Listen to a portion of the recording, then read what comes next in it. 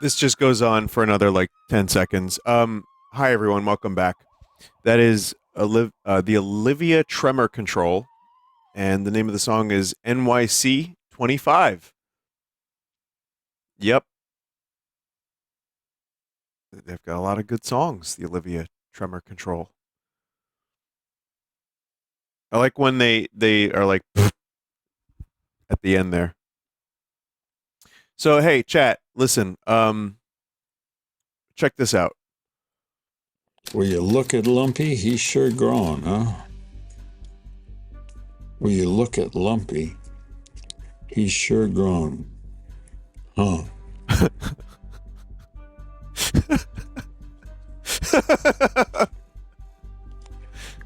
Oh, you mean like this Star Wars Christmas special?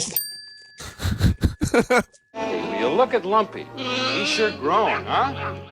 I've never seen it, which explains it. I was there, though.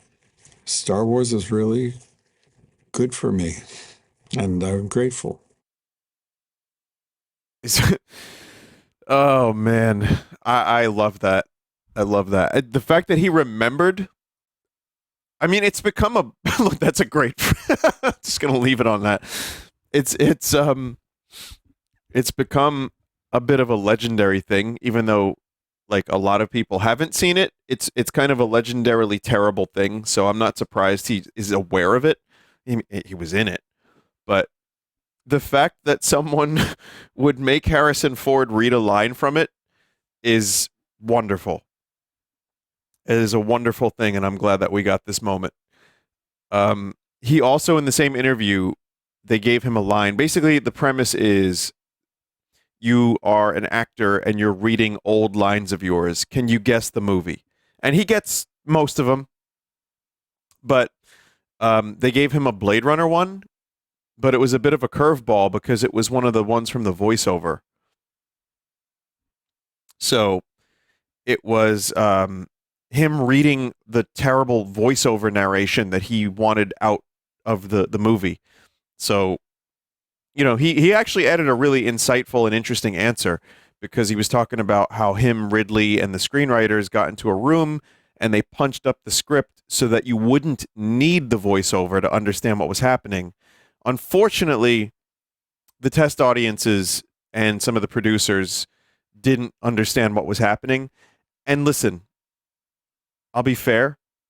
The first time I watched Blade Runner, I was like, wait, what is this?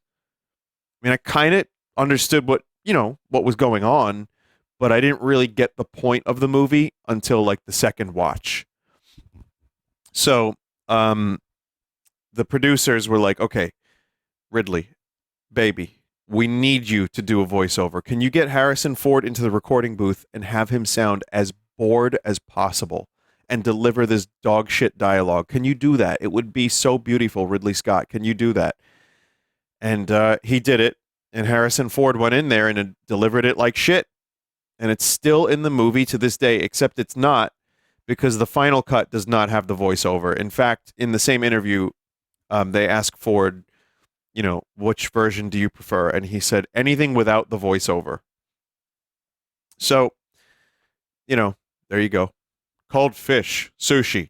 The worst part is, though, the voiceover, a lot of the lines are really not that, like, you've heard me say this before, but for those who are new to the stream or haven't heard this, you have lines like sushi, cold fish, just like my ex-wife used to call me. What is that adding to the script? What is that adding to the film? Yeah, there's a there's a couple bizarre lines. One in particular that has no point being in the movie whatsoever.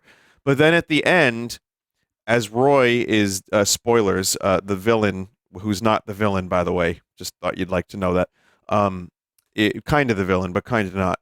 The point is, he's dying and he's appreciating things. And it's obvious if you're watching the movie, you kind of understand what's happening. Maybe you don't, but maybe you'll get that on your second watch.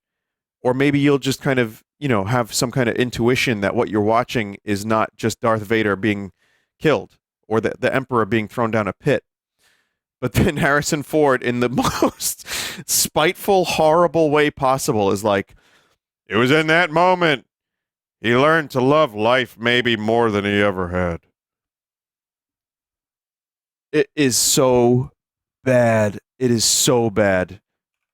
Harrison Ford, VO, end of Blade Runner.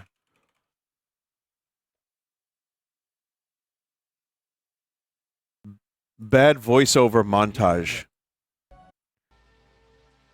Where am I going? How long have I got?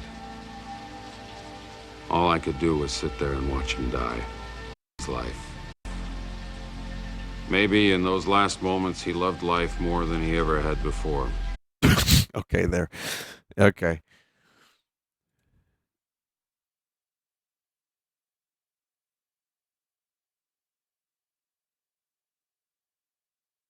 This is just like an emote machine right here.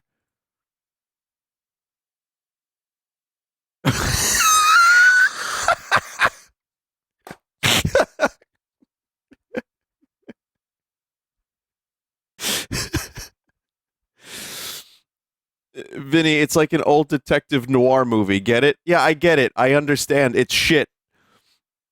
It's bad. Good yuck emote. Yeah, Harrison Ford yuck emote. All right. Well, anyway, welcome back to the stream. Let's play some gaming.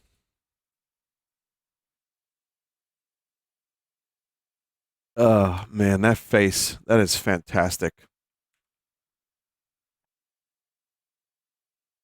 Did you see Elijah Wood remember the Do You Wear Wigs video? Is that what people have been tagging me in? Hang on. The first time, and so I rewatched it for the first time in a long time, and I don't know why I was so anti-wig. No either. I was really resistant. Yeah. Will you wear wigs? Maybe. Yeah. Do you wear Maybe. wigs? No, I'm like so resistant. And I'm like, I just spent 18 months with you. You wore a wig every day. What is your problem? I know. I don't know why. So I rewatched it for the first time in a long time. Was this at San Diego Comic-Con?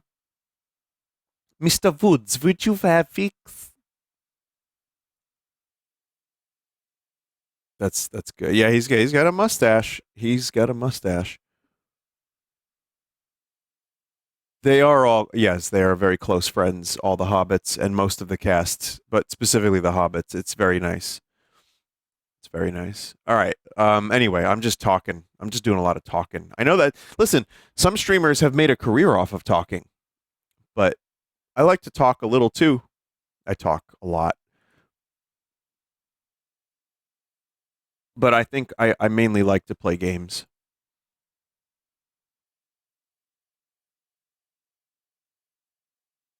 Really beautiful how they got surgery to make themselves tall after starring in the Lord of the Rings movies.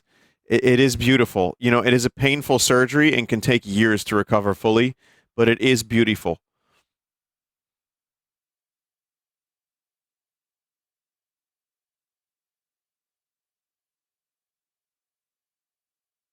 Vinny, honestly, your rapping sessions are my favorite parts of the stream.